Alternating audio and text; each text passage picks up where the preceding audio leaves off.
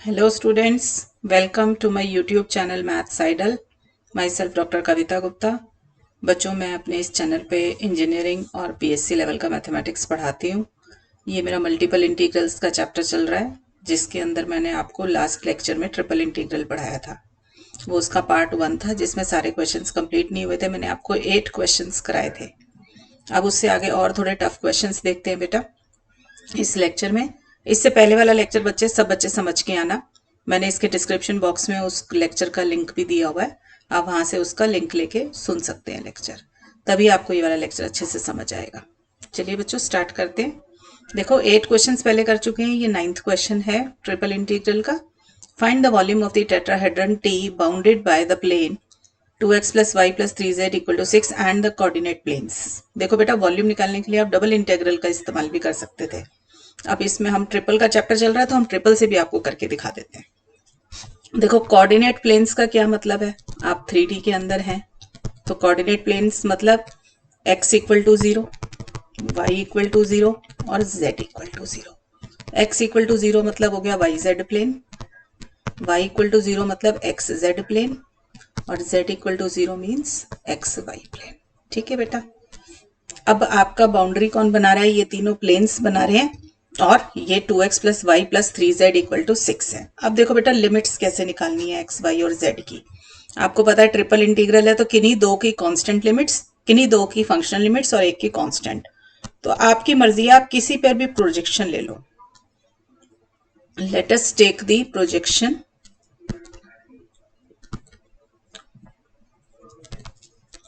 On z equal to 0। ठीक है, x Y plane पे मैंने उसकी प्रोजेक्शन ली। तो देखो हमारे को दिया हुआ है 2x plus y plus 3z equal to 6। इसमें z को 0 डाल दीजिए तो मेरे पास आ गया 2x plus y equal to 6 आ गया। ठीक है यहाँ पे, राइट। अच्छा दूसरी बात है कि ये भी इसमें से पहले z को निकाल लीजिए। z कितना हो जाएगा मेरा 6 minus 2x minus y upon 2। ठीक है, अपॉन 3, एक सेकेंड, अपॉन 3 आ जाएगा। तो मेरी बेटा यहां से z का तो लिमिट बन गई क्योंकि z इक्वल टू 0 से स्टार्ट हुए हुए। हम फर्स्ट ऑक्टेंट का आंसर निकाल लेते हैं। ठीक है, तो मेरे पास ये आ जाएगा z के ऊपर उसके लिए मैंने z की लिमिट। अब इधर से देखो पुट z इक्वल टू 0, जब हमने प्रोजेक्शन ले ली 2x plus y equal to 6 आ गया। अब बेटा यहां से आप निकाल लीजिए y की। y आ गया 6 माइनस 2x, तो यहां से मुझे y की लिमिट्स क्या मिल गई, ग्रेटर देन 0 और 6 माइनस 2x। ठीक है, अब y की निकल गई है ना। अब क्या करो, जिस जिसकी निकलती जाए ना लिमिट्स उसको 0 डालते जाओ। देखो जैसे पहले मैंने z निकाल लिया, z को 0 डाला। अब मैंने y निकाल लिया ना तो y को भी 0 डाल दो। जब y को 0 डाला तो आपके पास क्या बच जाएगा, ये देखो, इसका नाम 1 दे दिया। अब इसमें y को 0 डाल दिया तो आपके, या आप ऐसे करो, इसको 1 मान लो। ठीक है, पहले आपने z इक्वल टू 0 डाला 1 के अंदर तो आपकी y की लिमिट आ गई, फिर y को 0 डाल दीजिए और z दोनों को 0 डाल दीजिए 1 में। ठीक है, मतलब जिसकी लिमिट निकलती जाए उसको 0 डालते जाओ। तो आपके पास क्या आ जाएगा, 2x इक्वल टू 6, तो x आ गया 3, तो x की लिमिट आ गई 0 से 3 के बीच में। ठीक है बेटा, तो मेरे पास x, y और z तीनों की लिमिट निकल कर आ गई। x की कांस्टेंट और y की फंक्शनल लिमिट है। ठीक है, अब आपको पता है जैसे z जो है फंक्शन x y, उस z की लिमिट x और y की फॉर्म में दिखाई दे रही है। तो हम जब ट्रिपल इंटीग्रल बनाएंगे मुझे क्या निकालना है, वॉल्यूम निकालना है ना, यानी कि मुझे dv ये निकालना है, ट्रिपल इंटीग्रल dv निकालना है। तो ये किसके बराबर होगा, देखो बेटा पहले z की लिखेंगे लिमिट, क्योंकि z के पास x और y दोनों हैं।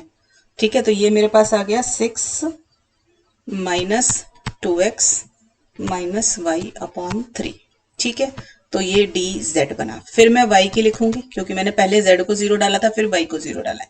ठीक है ना, तो फिर y की लिमिट आई थी मेरी x की फॉर्म में। फंक्शनल लिमिट हमेशा अंदर की तरफ लिखनी है।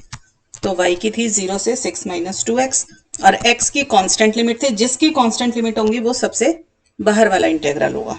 x की कांस्टेंट लिमिट आई है मेरे पास 0 से 3। ऐसे ही ये यहाँ पे बन जाएगा। ठीक है बेटा, अब देखो पहले इतना हिस्सा सॉल्व करेंगे तो with respect to z integrate किया तो 1 का इंटीग्रेशन z आ गया। इसके अंदर लिमिट डाल दी 6 minus 2x minus y upon 3, d y d x अपने बाहर ही रह जाएंगे। ठीक है, तो ये मेरे पास ऐसे आ जाएगा। राइट।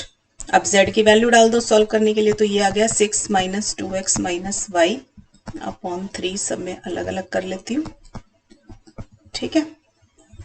अब with respect to y integral करना होगा हमें। सबको आता है इटरेटेड इंटीग्रल कैसे सॉल्व होता है, हमेशा अंदर से बाहर की तरफ जाना है, ठीक है। इसको सॉल्व करोगे तो ये देखो y with respect to y कर रहे हो तो x कांस्टेंट है आपका, ठीक है। तो y का इंटीग्रेशन y स्क्वायर बाय 2 आएगा और x का एक्स वाई हो जाएगा, ठीक है। अब इसमें इसकी लिमिट डाल दोगे y की। अब आप देखोगे कि सारा इंटीग्रल मेरा x में कन्वर्ट हो जाएगा, ठीक है। तो ये आ जाएगा बेटा मेरा 2 into 6 minus 2x minus 2/3 x, y की जगह डाल दिया मैंने 6 minus 2x minus 6 minus 2x whole square by 6। जब आप जीरो डालोगे तो सारा जीरो हो जाएगा, ठीक है बेटा। तो ये मेरा अब पूरा इंटीग्रल x की फॉर्म में कन्वर्ट हो गया, ठीक है। अब इसको सॉल्व कर लो, इसको इंटीग्रेट कर लो विद रिस्पेक्ट टू x। तो 6 माइनस 2x का integration 6 minus 2x whole square by 2 और x का कोफिशिएंट -2 है तो वो भी आ जाएगा डिवाइड में, ठीक है। -2/3 इंटू 6 x का integration x square by 2 minus minus plus 2 2 ज़ा 4/3 x स्क्वायर का x क्यूब बाय 3 माइनस इधर देखो 6 माइनस 2x होल स्क्वायर का क्यूब बाय 6 और ये 3 और ये x का कोफिशिएंट बेटा -2 है उससे डिवाइड कर देंगे, ठीक है। तो 0 से 3। अब इसके अंदर बेटा वैल्यूज डाल दीजिए, 3x को 3 डालेंगे और एक बार x को 0 डालेंगे, दोनों को माइनस करेंगे तो आपके पास आ जाएगा ये, मैं लिख देती हूँ सारा सॉल्व करके, ये 6 आंसर आएगा आपका, ठीक है बेटा। तो इस तरीके से आप वॉल्यूम ट्रिपल इंटीग्रल से भी निकाल सकते हैं, आप चाहते हैं तो इसको डबल इंटीग्रल से भी निकाल सकते थे, ठीक है बेटा। अब देखो अगर यही क्वेश्चन हमारे से वो दूसरे तरीके से भी पूछ सकता था, देखो वो हमारे से बोल दे कि ये प्रोजेक्शन इसी पे लेनी है, मैं लिख देती हूँ क्वेश्चन करके भी दिखा देती हूँ। Find the volume of the tetrahedron bounded by coordinate planes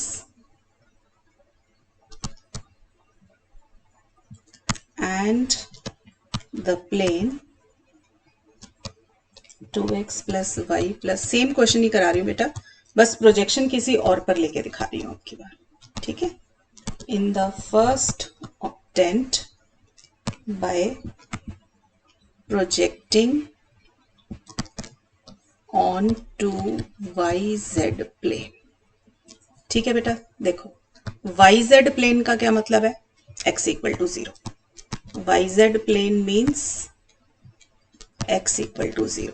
अब x इक्वल टू 0 है ना, तो आपको x को 0 डाल के लिमिट्स निकालनी होगी, ठीक है। तो पहले तो x की ही निकाल लें, देखो यहां से x निकालोगे तो क्या आएगा आपके पास, इसको ये 3 minus y by 2 minus 3z/2। तो x की तो आ गई बेटा मेरी, फर्स्ट ऑक्टेंट ले रहे हो तो x ग्रेटर देन 0 होगा आपके पास, ठीक है। ये आ गया, ठीक। अब देखिए बेटा x को 0 डाल दें क्योंकि प्रोजेक्शन x YZ प्लेन पे है, लिख देती हूँ since projection is to be taken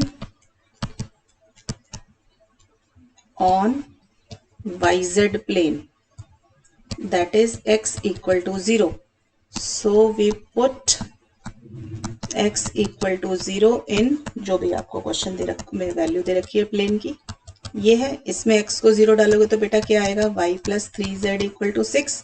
अब आपकी मर्जी बेटा, यहाँ से y भी निकाल सकते हो और z भी निकाल सकते हो, ठीक है। अगर मैं z को निकाल लेती हूँ तो मेरे पास क्या आ जाएगा, ये आ जाएगा। तो z की लिमिट क्या आ जाएंगी बेटा, ये आ जाएंगी मेरे पास, z going from 0 to 6 minus y by 3, ठीक है बेटा। अब मैंने कहा था जिस जिस की लिमिट निकलती जाए उसको 0 डालते जाओ, देखो मेरी x की भी निकल गई है और z की भी निकल गई है, इसको 0 डालो जो भी मेरी प्लेन की इक्वेशन है, ये रहा मेरा पास, ठीक है।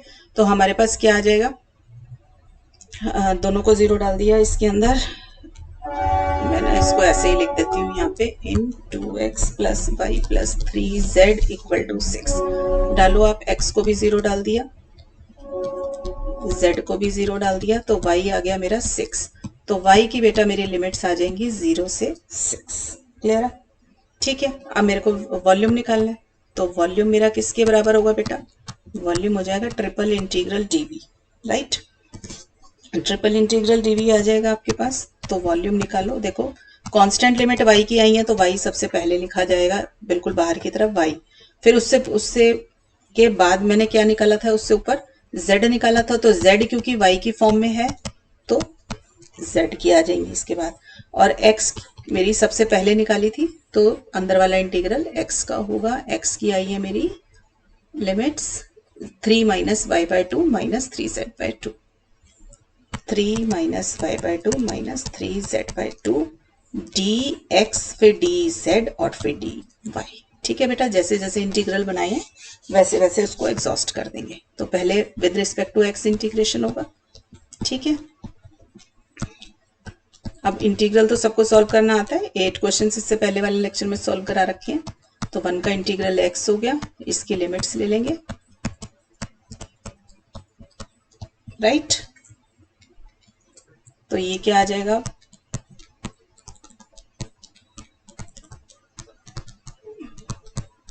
Three minus y by two minus 3z by to.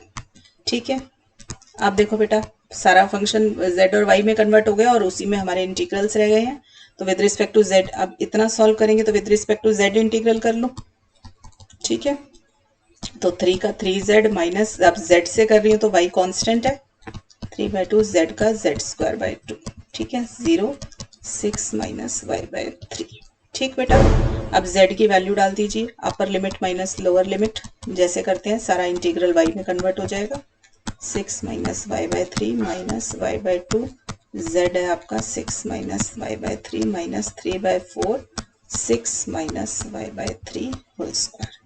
अब देखो बेटा सारा इंटीग्रल y में कन्वर्ट हो गया, सारा इंटीग्रेंड y का है तो अब with respect to y integrate कर लो इसको। ठीक है, यहाँ पे तो with respect to y integrate करेंगे, ऐसे जो कट रहा है उसको काट लीजिए। ठीक, मैं लिख देती हूँ 6 का इंटीग्रल 6y माइनस वाई का वाई स्क्वायर बाय 2 माइनस 6/6 हो गया, y का Y square by 2 minus minus plus y square का वाई क्यूब बाय 3, 3 जा 9 2 जा 18 माइनस 3/4 और ये 3 का स्क्वायर 9 हो जाएगा। 6 माइनस वाई का होल स्क्वायर है तो इसका इंटीग्रल क्यूब बाय 3 होगा और y का कोफिशिएंट -1 है तो बेटा एक -1 और आ जाएगा। ठीक है, इंटीग्रल हो गया है तो लिमिट भी ले सकते हो आप। राइट, अब बेटा इसकी लिमिट ले लेना सब बच्चे, मैं लिख देती हूँ क्या आंसर आ रहा है। इसकी लिमिट लेके पूरा y आंसर आ जाएगा, तो 6 आ जाएगा बेटा जैसे पहले आया था। ठीक है बेटा, तो मैंने एक ही क्वेश्चन को दो तरीके से करके आपको इसलिए दिखाया कि अगर हम प्रोजेक्शन किसी और पे लेते हैं तो लिमिट कैसे आप चेंज करेंगे उसके अंदर। ठीक है, और चाहते तो आप डबल इंटीग्रल से भी कर सकते थे, मैंने ऐसे टेट्राहेड्रन के क्वेश्चन डबल इंटीग्रल वाले चैप्टर में भी कराए हैं आपको। राइट, और देखिए क्वेश्चन बेटा, अच्छे अच्छे क्वेश्चंस देखते हैं। Find the volume V of the solid bounded by x square plus 3y square equal to z and y square plus z equal to 4। ठीक है बेटा, ये दिया हुआ है। अब देखो बेटा पहले थोड़ा सा जब तक हमें ये समझ नहीं आएगा कि किस तरीके की चीज हमें गिवन है हम कर नहीं पाएंगे। Very good question, this is a very important question. मैं बेटा हर तरीके का एक एक क्वेश्चन करा देती हूँ, फिर उससे रिलेटेड आप क्वेश्चन एक्सरसाइज से कर सकते हैं। देखो बेटा ये है मेरे पास x square plus 3y square equal to z। देखो सिंगल क्वाड्रेटिक मतलब z इक्वल टू, देखो इसमें से कोई भी एक चीज जीरो होती मान लो एक्स स्क्वायर तो z equal to 3y square type होता या z equal to x square. तो ये किसकी इक्वेशन दिखाई दे रही है, पैराबोला टाइप, 3 डायमेंशन है तो ये क्या हो गया, it is the equation of paraboloid. याद रखिए पैराबोलॉइड की इक्वेशन क्या होती है, पैराबोलॉइड वर्ड आ गया तो 3 डायमेंशन है। और पैराबोला से याद रखो जैसे parabola y square equal to 4ax होता है, उसमें एक क्वाड्रेटिक टर्म होती है और दूसरी वाली आपकी नॉन क्वाड्रेटिक टर्म होती है। तो ऐसे ही बेटा जब ये x square plus 3y square equal to z, दो के ऊपर तो स्क्वायर दिखाई दे, दो वेरिएबल पे स्क्वायर दिखाई दे और एक वेरिएबल पे स्क्वायर ना दिखाई दे, इक्वल टू के बाद जो लिखा हुआ उस पर अगर ना दिखाई दे आपको स्क्वायर ना दिखाई दे तो वो इक्वेशन पैराबोलॉइड की है। ठीक है, अब देखो ये पैराबोलॉइड है आपके पास, तो ये किस तरीके का पैराबोलॉइड है, देखो आपको पता है जैसे Y square equal to 4ax है तो x एक्सिस को कवर करता है। अब ये क्या है आपके पास, यहाँ पे होता है बेटा x, यहाँ होता है y और ये z। अब ये z इक्वल टू दिस है ना, तो ये z एक्सिस को इस तरीके से कवर करता हुआ बनेगा। ठीक है बेटा, अगर x equal to suppose z square plus 3y square होता तो x वाली लाइन को कवर करता हुआ बनता। ठीक है, तो ये मेरा पैराबोलॉइड इस तरीके का 3 डायमेंशनल फिगर है ये। ठीक है, समझ लीजिए बास्केट फॉर्म है ये 3 डायमेंशन में। तो इस तरीके से ये मेरा पैराबोलॉइड गिवन है। क्लियर? ठीक है बच्चों, यहाँ पे और देखो जरा, मेरे पास है y square plus z equal to 4। अब ये क्या हो गया, एक तरीके से y square equal to 4 minus z हो गया, यानी कि माइनस कॉमन निकाला तो जेड माइनस 4 आ गया। अब इसका मतलब ये क्या है बेटा, इसमें तो 2 डायमेंशन दिख रही है वाई और जेड, तो ये एक तरीके से क्या है, ये भी आपका पैराबोला नीचे की तरफ खुल रहा है। ठीक है, पैराबोला इन विद वर्टेक्स, ये कौन सी वर्टेक्स आ जाएगी इसकी, y और z के अंदर लेंगे तो 0 और 4 एंड ओपन्स डाउन। ठीक है, यही बनेगा बेटा, ये ओपन करेगा डाउनवर्ड। तो 0 4 जहां पे भी कहीं सपोज कर लो इसमें वाई जेड प्लेन के अंदर बनाना है इसको आपको, तो कुछ इस तरीके से ये आपका बन रहा होगा नीचे की तरफ। ठीक है, तो आपको बाउंड्री कितने हिस्से की लेनी है, दोनों से बाउंड होता हुआ, तो ये मेरा शेडेड रीजन हो गया। ठीक है, देख लो थोड़ा सा फिगर बेटा 3 डायमेंशन में बनानी तो मुश्किल ही होती है, ये मेरा शेडेड रीजन हो गया क्योंकि मेरी इन दोनों से बाउंड्री लेनी है आपको। क्लियर है बेटा? ये दो बाउंड्री मतलब बाउंड करना, चारों तरफ से कौन बाउंड करेंगे, ये दोनों कर्व्स बाउंड कर रहे हैं, सरफेसेस बाउंड कर रहे हैं आपको। राइट, तो अब बेटा हमें इनकी लिमिट्स निकालनी है। ठीक है, तो देखो बेटा मेरे पास क्वेश्चन में जो 2 चीजें गिवन है, मैं इंक चेंज कर लेती हूँ। मुझे गिवन है x square plus 3y square equal to z, और एक गिवन है y square plus z equal to 4। तो ये देखो बेटा z तो मेरा आ गया, इसका मतलब नीचे की तरफ देखो z में, यहाँ देखो नीचे की तरफ z क्या है, मैंने z की लिमिट निकालनी है ना, तो आप एक बारी z के पैरेलल एक लाइन ड्रॉ करके देखो, तो आपको z जिसकी भी फंक्शनल लिमिट लगानी है उसके पैरेलल एक लाइन ड्रॉ होती है। तो मैंने z एक्सिस के पैरेलल एक लाइन ड्रॉ करी, जो आपका शेडेड रीजन है वहां पर देखो, ये z एक्सिस के पैरेलल एक लाइन ड्रॉ करी, नीचे वाला कर्व किसका है, z equal to x square plus 3y square, और ऊपर वाले एंड पॉइंट पे कर्व कौन सा है, y square plus z equal to 4।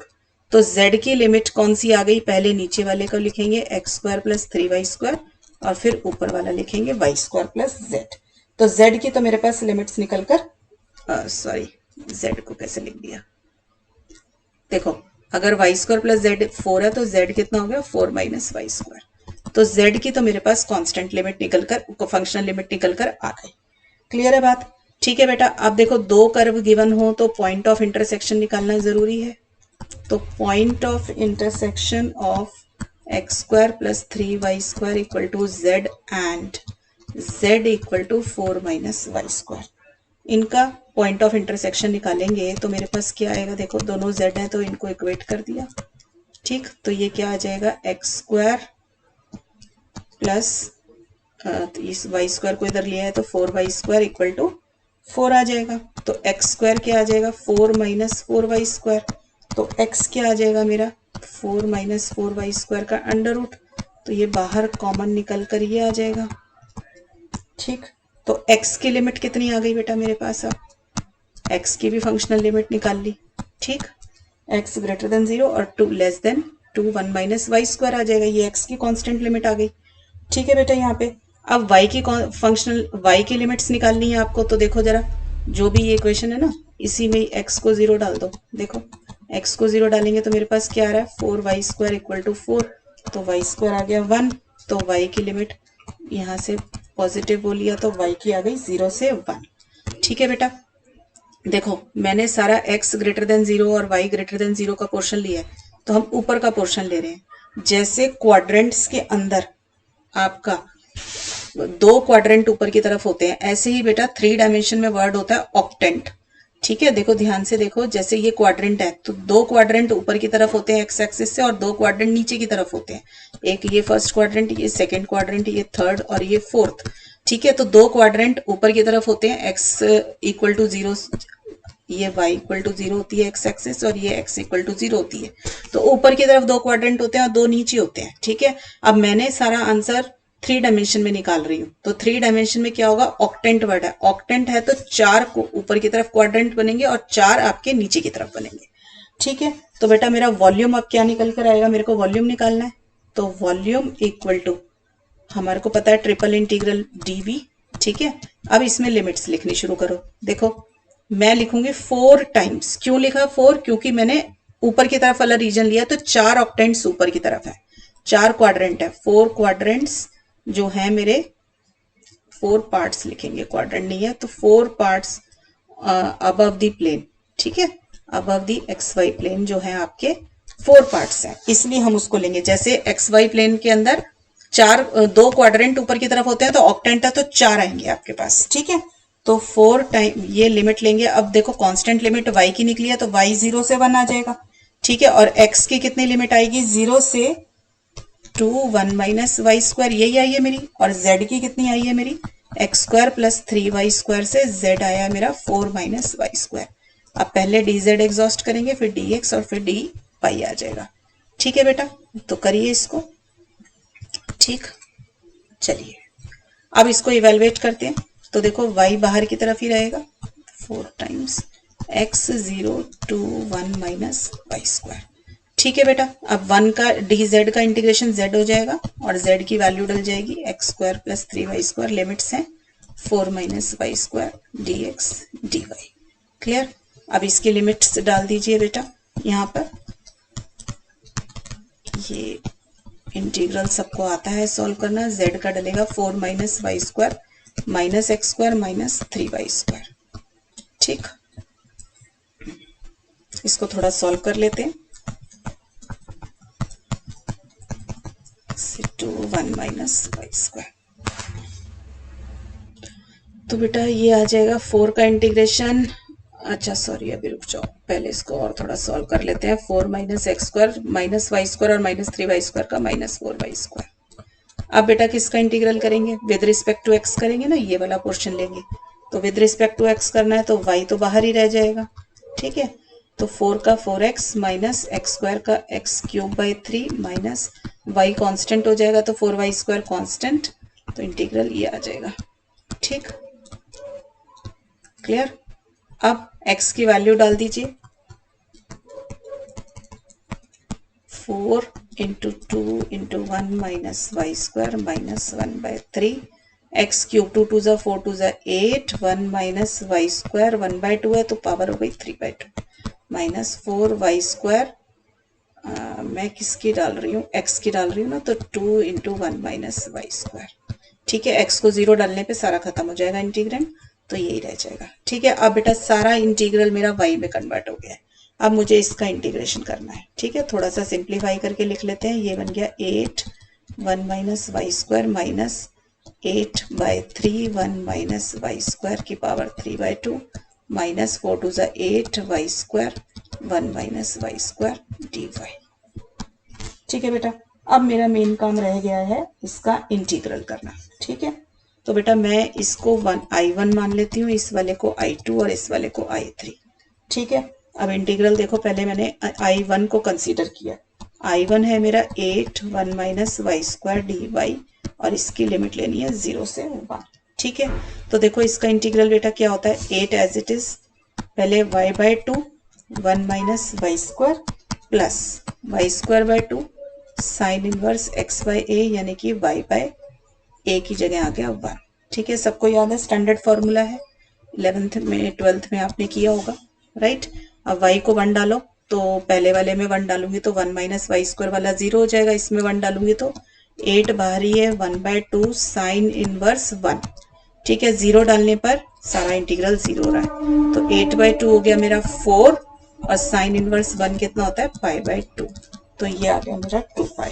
ठीक है, अब I2 को कंसीडर करते हैं बेटा। I2 मेरा कितना है, माइनस बाद में ले लेंगे, 8 बाय 3 1 माइनस वाई, माइनस भी ले लेते हैं, चलो, minus 8 by 3 1 minus y square 3 by 2 d y, ये निकालना ओवर द लिमिट 0 to 1।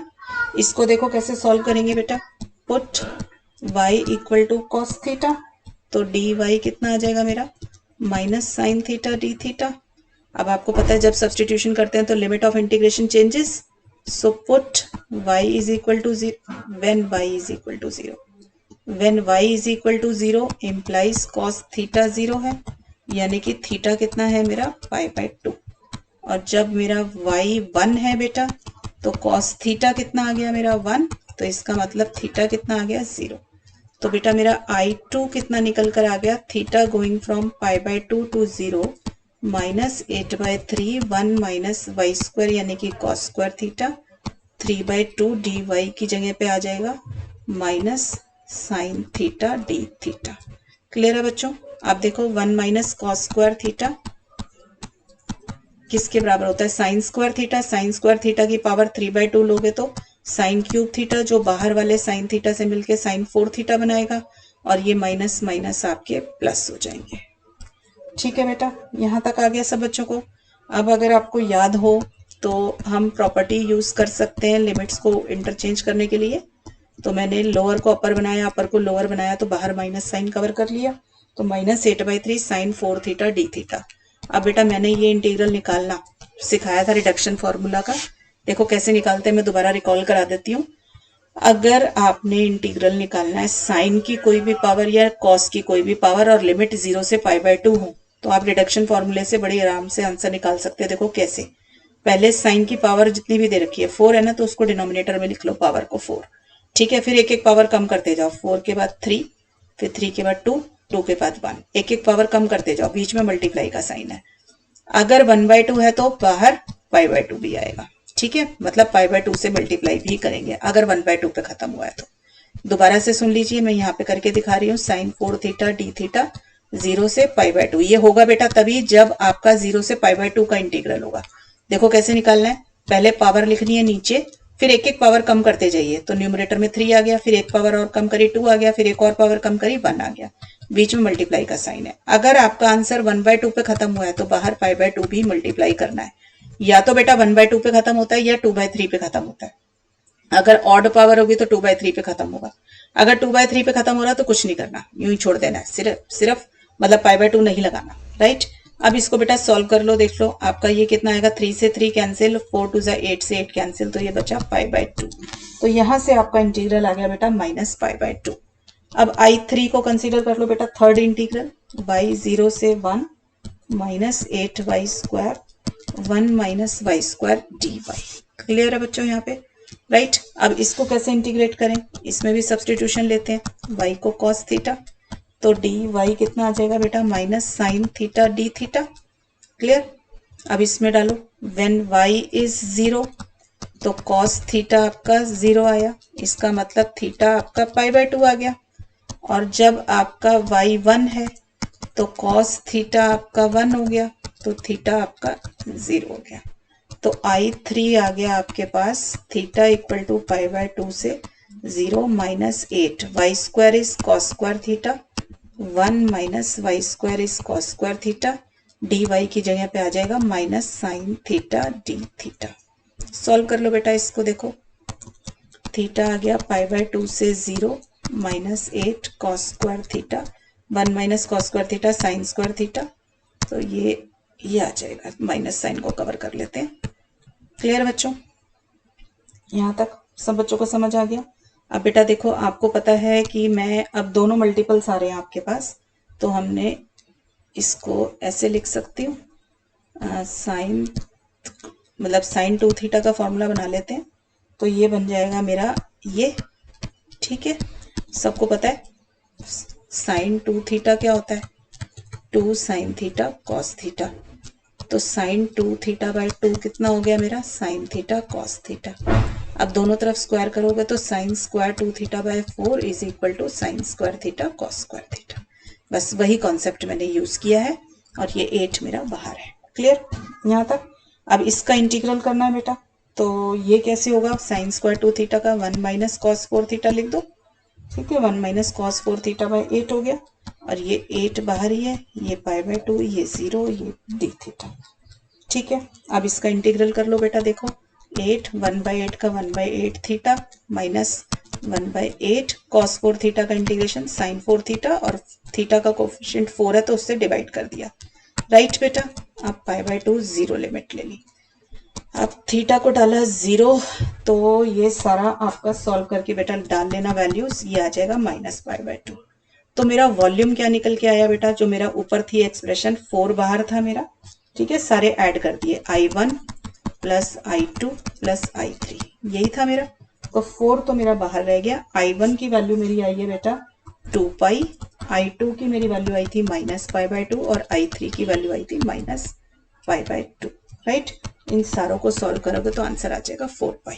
तो वॉल्यूम बेटा निकल कर आया 4π, वॉल्यूम है तो लिख दीजिए क्यूबिक यूनिट्स। क्लियर। तो बेटा ये सच अ गुड क्वेश्चन जिसमें काफी कॉन्सेप्ट्स क्लियर हो रहे थे आपके, तो मैंने इसलिए ये कराया, चाहे ये क्वेश्चन थोड़ा लंबा था। और देखो बेटा टेट्राहेड्रन का एक और बहुत अच्छा क्वेश्चन आता है एग्जाम्स के अंदर, तो वो देखिए आप, इसको 2-3 बारी कर लोगे ना बेटा तो ये याद हो जाएंगे, मन में बस जाएंगे क्वेश्चन पूरे अच्छे से, ठीक है। फिर आप कोई भी क्वेश्चन चेंज होके थोड़ा बहुत आएगा एग्जाम में तो आप कर पाओगे, ठीक है। तो देखो ये भी बहुत अच्छा क्वेश्चन है, where d is the tetrahedron with vertices. अब की बार देखो उसने टेट्राहेड्रन की ना इक्वेशन नहीं दी आपको, उसने वर्टिसेस लिख के दे दिया, और वो अब ये चाहता है कि ये टेट्राहेड्रन की इक्वेशन जो है ना ये आप खुद बनाएं। मतलब प्लेन नहीं दिया आपको, जैसे पिछली बार प्लेन दे रखा था ना, तो अब की बार वो नहीं दिया। तो देखो बेटा इक्वेशन कैसे निकलेगी, बस आपकी मेहनत अब इक्वेशन निकालने की एक्स्ट्रा हो गई है, बाकी सारा काम वही है। देखो ये मेरा x होता है, यहाँ y और यहाँ z होता है। तो बेटा ये तो मेरे को ओरिजिन तो ये हो गया। अब मेरा 1 0 0 पॉइंट मतलब x एक्सिस पे 1 पॉइंट ले रहा है, तो 1 0 0 ये होगा। 0 1 0 मतलब y एक्सिस पे 1 है, तो 0 1 0 ये पॉइंट हो गया। 0 0 1 मतलब जो z एक्सिस पे पॉइंट ले रहा है, ठीक है। तो ये मेरा टेट्राहेड्रन बन गया आपकी बार, ठीक है। तो ये फिगर है मेरी, मैं इसको नाम दे देती हूँ एंड पॉइंट्स का PQR। अब बेटा सबसे पहले ना मुझे देखो, अभी तक इससे पहले क्वेश्चन में और इसमें क्या डिफरेंस है, वहां पर आपको प्लेन की इसकी इक्वेशन गिवन थी, ठीक है। अब इक्वेशन ना गिवन होके मुझे वर्टिसेस दे दिए, तो मुझे अब प्लेन की इक्वेशन खुद निकालनी है। तो पहले मैं प्लेन की इक्वेशन निकालूंगी, फिर जितना काम किया था वो सारा आपको करना पड़ेगा। तो बेटा अगर आप रिकॉल कर सकें तो जैसे हम स्ट्रेट लाइन की इक्वेशन निकालते हैं, ऐसे हमें प्लेन की इक्वेशन भी आनी चाहिए। तो इक्वेशन ऑफ द प्लेन होती है बेटा ax minus x naught b y minus y naught plus c z minus z naught equal to 0, ठीक है। ये इक्वेशन होती है मेरी प्लेन की, where a b c are the direction ratios of the normal, यही होता है। नहीं याद है तो याद करो इक्वेशन की, यही होती है। अब बेटा x not y not z not आप कोई भी एक पॉइंट मान ले, p q r में से कोई भी एक पॉइंट फिक्स कर लो। लेट q x मतलब जो भी पॉइंट है आपका, मैंने मान लिया वो है मेरा 1 0 0, क्योंकि x एक्सिस ही हमें ज्यादा अच्छी लगती है, हम उसी को मान लेते हैं, ठीक है। देन नॉर्मल कौन देगा आपको, normal is given by the vector QP cross QR, ठीक है। नॉर्मल हमेशा क्रॉस प्रोडक्ट से मिलता है, राइट। तो QP कैसे मिलेगा बेटा, QP वेक्टर क्या होता है, ओरिजिन O को मान लिया मैंने, तो OP माइनस OQ, ठीक है। अब बेटा देखो डायरेक्शन रेशियोज ही निकालने हैं आपको, तो बड़े आराम से निकाल सकते हैं माइनस करके। OP का मतलब क्या हो गया, देखो मेरे कोऑर्डिनेट है 0, P के कोऑर्डिनेट है 0 0 1 और Q के कोऑर्डिनेट है 1 0 0। वेक्टर फॉर्म में लिखना है तो वेक्टर फॉर्म में लिख लो। देखो OP हो जाएगा आपका 0 0 1 पॉइंट के लिए बनाना है ना, तो 0i plus 0j plus 0k, और OQ बनाना है आपको तो 1 0 0 पॉइंट, Q क्या है मेरा 1 0 0, तो ये i plus 0j plus 0k, तो OP माइनस OQ क्या आ गया आपके पास, ठीक है। देखो मैं तो सीधा बच्चों को कहती है कोऑर्डिनेट ही माइनस कर लिया करो, तो ये वैसे आपका आ जाएगा minus i plus 0j plus 0k, ये 1 आएगा, सॉरी 0 0 1 है, प्लस k, ठीक है। तो ये मेरे पास आ गया QP vector minus i plus 0j plus k, ठीक है। अब QP निकल गया तो मेरे को चाहिए अब QR। QR क्या होगा बेटा, OR माइनस OQ, ठीक है। अब OR वेक्टर क्या है पहले साइड में देख लो जरा, ठीक है। OR, R के कोऑर्डिनेट है आपके 0 1 0, तो OR हो जाएगा आपका 0i plus j plus 0k, ठीक है। तो 0i plus 0j plus 0k minus OQ कितना है आपका i plus 0j plus 0k, तो ये आपका आ जाएगा -i और -i और ये 0 नहीं है, यहाँ पे j है, -i प्लस j, ठीक है, प्लस 0k। क्लियर। अब मुझे चाहिए नॉर्मल के रेशोज, तो जो कि मुझे मिलते हैं QP क्रॉस QR से। बेटा अगर भूल गए हो प्लेन कैसे सॉल्व करते हैं तो यहाँ पे देख लो, रिकॉल कर लो। जब भी कोई इक्वेशन निकालनी होगी प्लेन की, इसी फॉर्म में निकलेगी। कोई भी एक पॉइंट को फिक्स कर लो, जैसे मैंने Q को फिक्स कर लिया तो Q दूसरे पॉइंट से उसकी डायरेक्शन रेशोज बनेंगी, ठीक है। अब इसमें QP के कोऑर्डिनेट्स लिख दो, सबको आता है क्रॉस प्रोडक्ट निकालना, ठीक है। ये आ गया, इसको सॉल्व कर लो बेटा।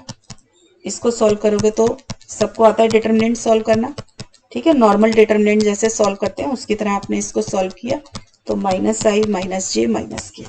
तो बेटा इक्वेशन क्या आ जाएगी प्लेन की? Equation of the plane passing through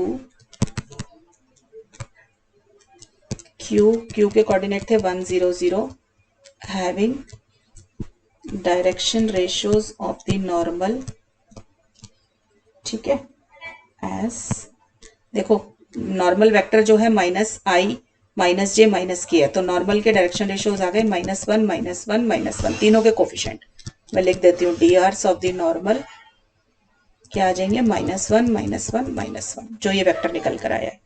इस क्या होगा देखो equation, a x minus x naught, b y minus y naught, c z minus z naught equal to 0, यही होता है। तो a की जगह आ गया -1, x माइनस एक्स नॉट है 1, b की जगह आया -1, y माइनस वाई नॉट है 0, c की जगह आया -1, z माइनस जेड नॉट है आपका 0, ठीक है। इसको सॉल्व करोगे तो बेटा -x minus minus +1 -y minus z equal to 0, तो x plus y plus z equal to 1। ये बेटा मेरी इक्वेशन निकल कर आ गई, जो कि पिछले क्वेश्चन में या इससे पहले जितने क्वेश्चन थे सब में खुद गिवन थी। तो ये सारी मेहनत जो थी हमारी ये बची हुई थी, ठीक है। अब काम वही करना है, ठीक है। प्रोजेक्शन ले लो किसी भी एक पॉइंट पे, सपोज कर लो मैंने z की वैल्यू निकाल ली यहाँ से 1 माइनस एक्स माइनस वाई, तो z का लिमिट तो आ गया मेरा ये, ठीक है। लेट अस टेक प्रोजेक्शन,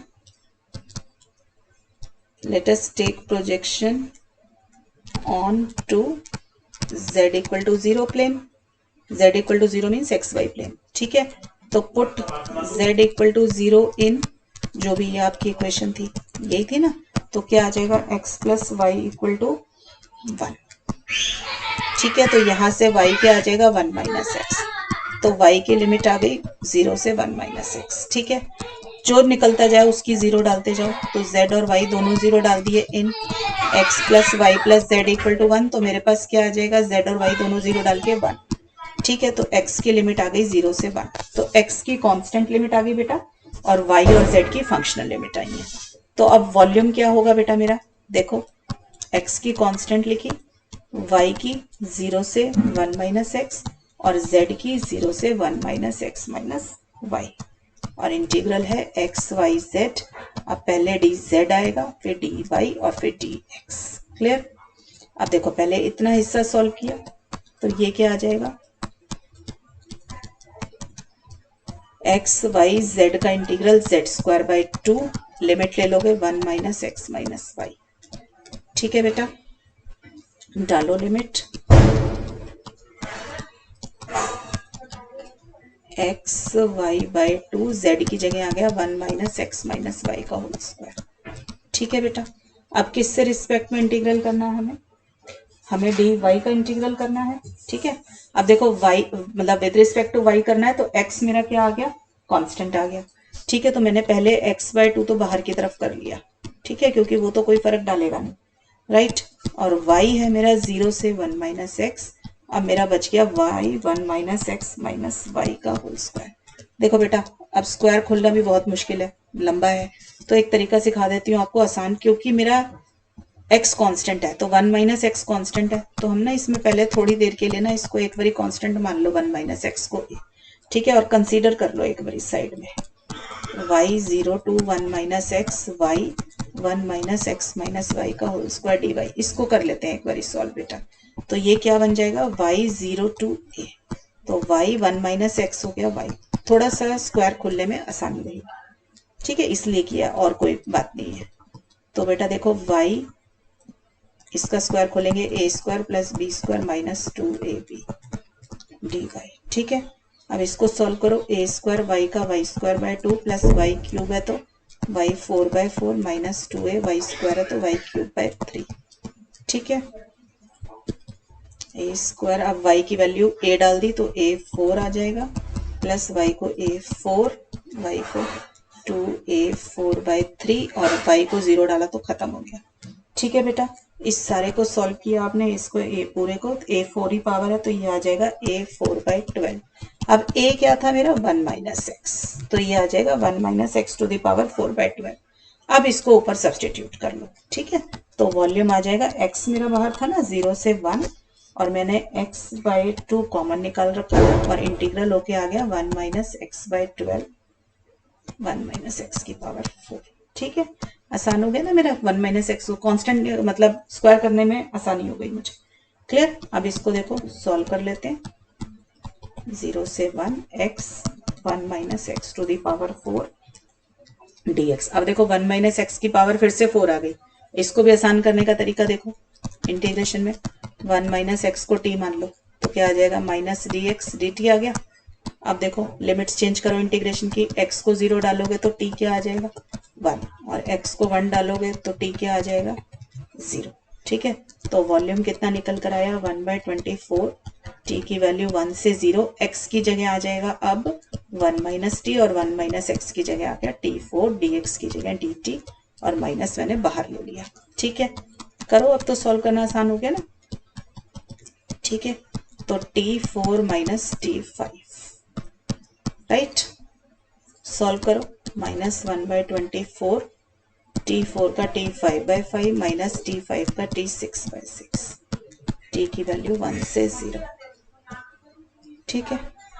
डालो वैल्यू माइनस 1/24, 1/5 माइनस 1/6, और t की वैल्यू 1 डालोगे, पहले 0 डाली तो 0 आ गया, तो ये आ जाएगा, ठीक है। अब इसको सॉल्व करोगे बेटा, ये सारा आपका निकल कर आ जाएगा सॉल्व करने पे 1/720, ठीक है, और वॉल्यूम है तो क्यूबिक यूनिट्स, ठीक है बेटा। तो इस तरीके से आप इस क्वेश्चन को सॉल्व कर सकते हो। तो बेटा सारा क्वेश्चन सेम था, द ओनली थिंग इज कि you have to determine the equation of the plane here, वो नहीं दे रखी थी, बस उसकी वजह से थोड़ा क्वेश्चन हमारे लिए और लंबा हो गया था, क्लियर है। अब नेक्स्ट क्वेश्चन देखिए बेटा, नेक्स्ट है मेरा find the volume V of the solid bounded by z equal to 4 minus 4x square minus 4y square and z equal to 0, ठीक है बेटा। देखो ये भी हो जाना चाहिए अब आपसे आराम से। अब ये देखो, ये भी आपके पास z equal to 4 minus 4x square minus 4y square, ये क्या दे रखा है, ये भी पैराबोलॉइड है। दो क्वाड्रेटिक टर्म और एक सिंगल क्वाड्रेटिक हो तो वो क्या होता है, ये भी पैराबोलॉइड दे रखा है आपको, ठीक है। तो ये पूरा पैराबोलॉइड आपका किस फॉर्म का हो गया, जो कि नीचे की तरफ, दैट ओपन्स डाउन, ठीक है। और z equal to 0 means x Y plane, right. तो देखिए बेटा, इसको अगर आप z की लिमिट तो आराम से मिल गई, यहाँ पे z 0 दे रखा है और ऊपर आ गया 4 minus 4x square minus 4y square, ठीक है। अब प्रोजेक्शन ले लो, लेट अस टेक प्रोजेक्शन,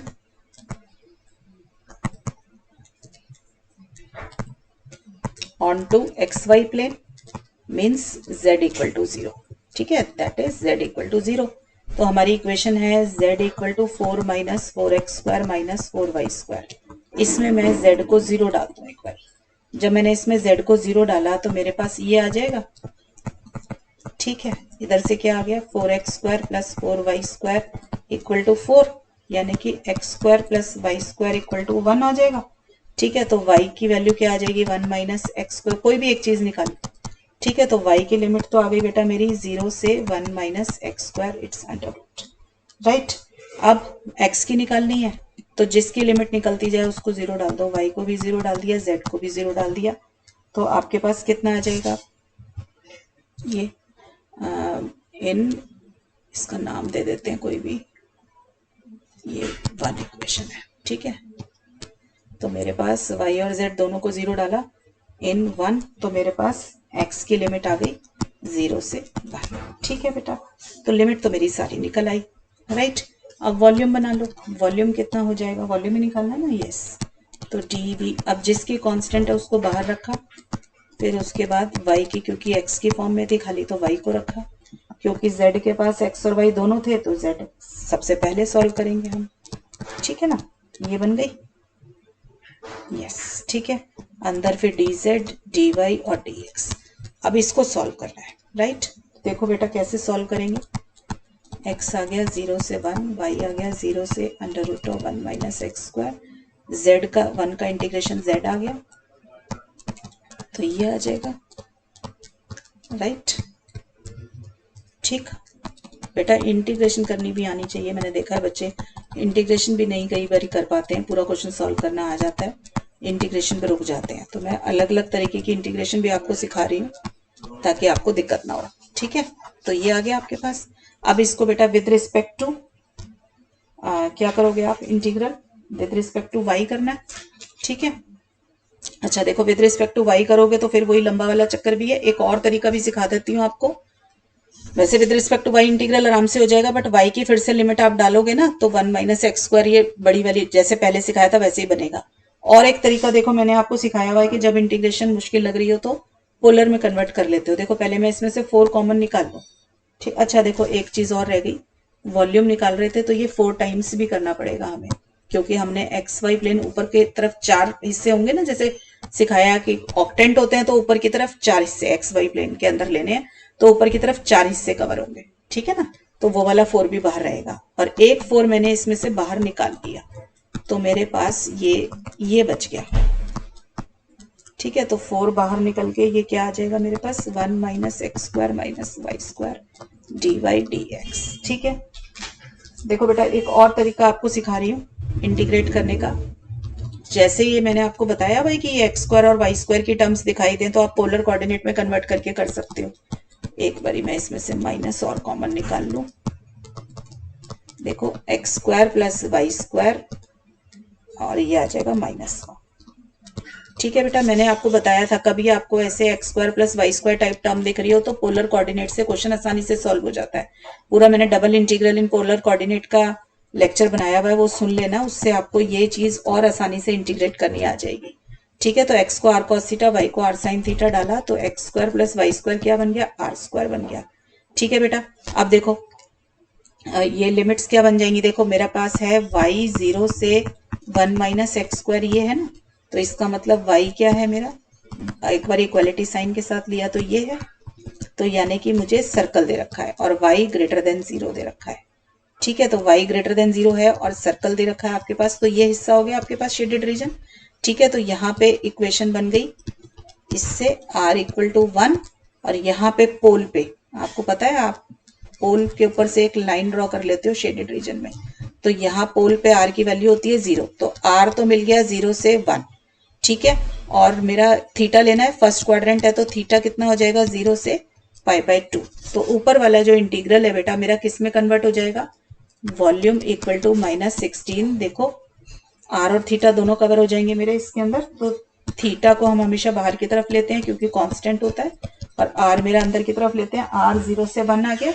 ठीक है, x square plus y square -1 है तो r स्क्वायर -1, और r dr d थीटा, ये r क्या चीज है बेटा, जेकोबियन। मैंने आपको बताया था कि जब भी आप कार्टेशियन कोऑर्डिनेट से निकलकर पोलर कोऑर्डिनेट में जा रहे हैं, जब भी चेंज ऑफ वेरिएबल्स आ रहा है तो आपको जेकोबियन डालना पड़ता है, तो जेकोबियन कितना होता है पोलर कोऑर्डिनेट्स में, r। तो मैंने बेटा जान के इस क्वेश्चन को थोड़ा डिफरेंट तरीके से इंटीग्रेशन सिखाई है ताकि आपको ये तरीका भी समझ आ जाए, बाई चांस किसी बुक में कर रखा हो तो आपको पता चले कि ये क्या किया हुआ है। ठीक है, अब इंटीग्रेशन बहुत आसान हो गई, देखो बेटा r square into r r cube है तो उसका इंटीग्रल होगा r4/4, r का इंटीग्रेशन r²/2। ठीक है, तो r की वैल्यू डल गई 0 से 1। ठीक, तो दोनों तरीके से आपको इंटीग्रेशन आती होगी, तो आपको जहां आसान लगे जो मेथड उससे कर लेना, वरना किसी और तरीके से भी कर सकते हो जैसे सिखाया है।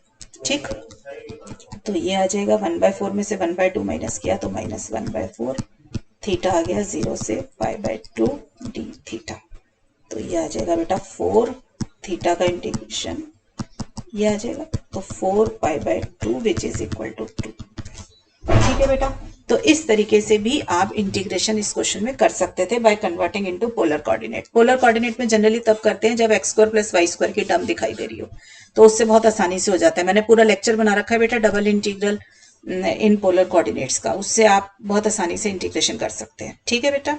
अच्छा वॉल्यूम था तो यहाँ पे बेटा क्यूबिक यूनिट्स लिखना रह गया, ये भी लिख देना।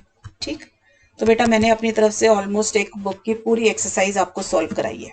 ठीक है, ताकि आपकी हर तरीके के क्वेश्चंस की प्रैक्टिस हो। तो पढ़ाई करते रहें बच्चों, ऑल द बेस्ट।